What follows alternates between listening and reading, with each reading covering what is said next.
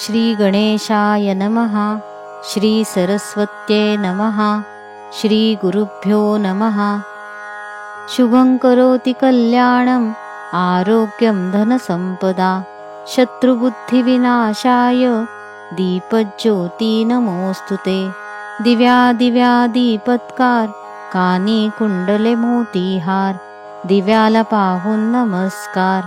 तिळाचं तेल कापसाची वात दिवा तेवे मध्यान रात दिवा लावला देवापाशी उजेड पडला तुळशीपाशी।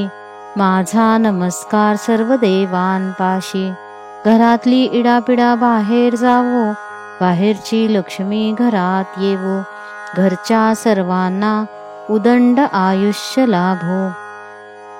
या कुंदेंदु तुषार हार धवला या शुभ्रवस्त्रावृता या वीणावर दंड मंडित करा या श्वेत पद्मासना या ब्रह्माच्युत शंकर प्रभृतिभिर देवै सदा वंदिता। सा मां पातु सरस्वती भगवती निःशेष जाड्यापहा। सर्वमंगलमांगल्ये शिवे सर्वार्थसाधिके शरण्ये त्र्यंबके गौरी नारायणी नमोस्तुते। कराग्रे वसते लक्ष्मी करमध्ये सरस्वती करमूले तु गोविंदा प्रभाते करदर्शनम्। समुद्रवसने देवी पर्वतस्तनमण्डले विष्णुपत्नी नमस्तुभ्यं पादस्पर्शं क्षमस्व मे। या रक्ताम्बुजवासिनी विलांसिनी चण्डांशु तेजस्विनी या रक्तारुधिराम्बरा हरिसखी या श्रीमनोल्हादिनी या रत्नाकरमन्थना प्रकटिता विष्णु स्वया गेहिनी। सा मां पातु मनोरमा भगवती लक्ष्मीश्च पद्मावती।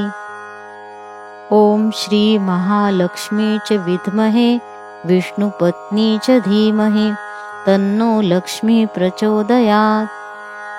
ॐ पूर्णमदः पूर्णमिदं पूर्णात् पूर्णमुदच्यते पूर्णस्य पूर्णमादाय पूर्णमेवावशिष्यते। सर्वेऽपि सुखिनः सन्तु सर्वे सन्तु निरामयाः सर्वे भद्राणि पश्यन्तु मा कश्चित् दुःखभाग् भवेत्। ॐ शान्ति शान्ति शान्तिः।